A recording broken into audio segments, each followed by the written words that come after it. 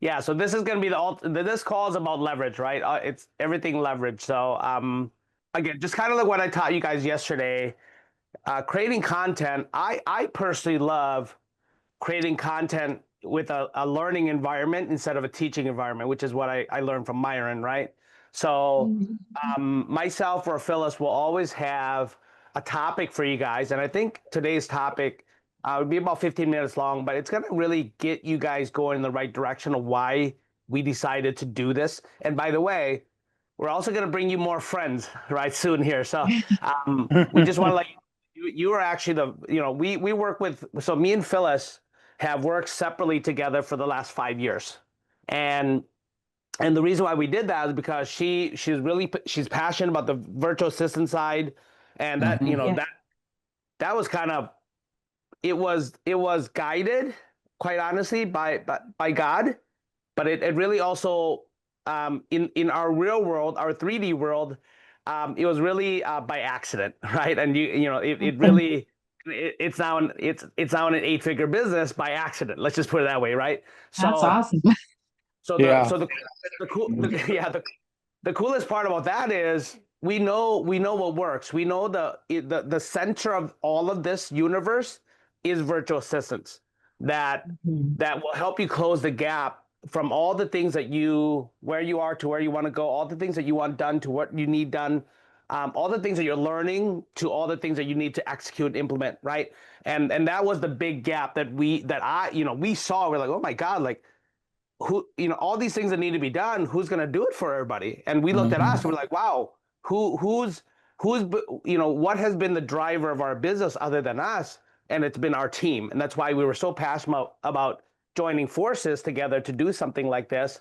And we have a few people that are going to be coming on board very similar to you guys, so that we can serve you guys all at the highest level. We have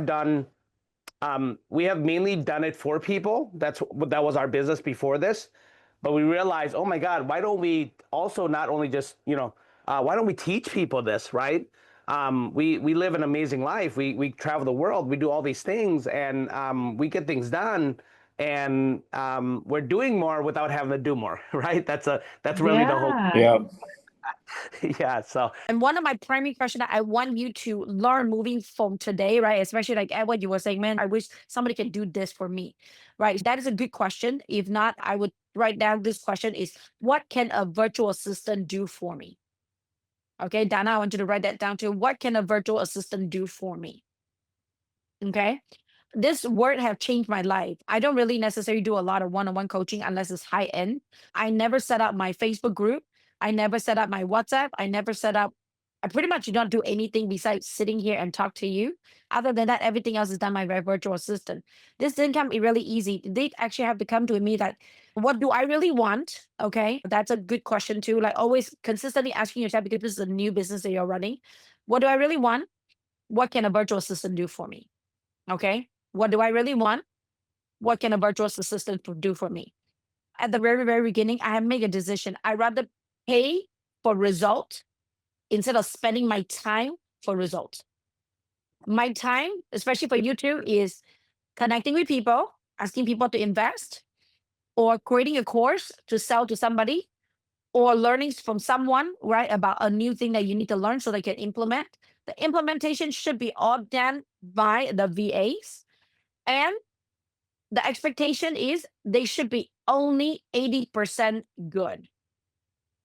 Okay. I don't know what 80% is for you.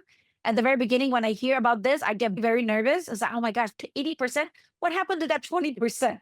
But if you go into a franchise, if you go to McDonald's, if you go to any big corporation able to do multiple businesses, right? Multiple like location, this new thing, I spent 50 grand to learn this new term. Okay. I'm just giving you a $50,000 value on this. Is, can we get it 80% done? And when I hear 80%, I was like, "Ah, okay, I can do 80%."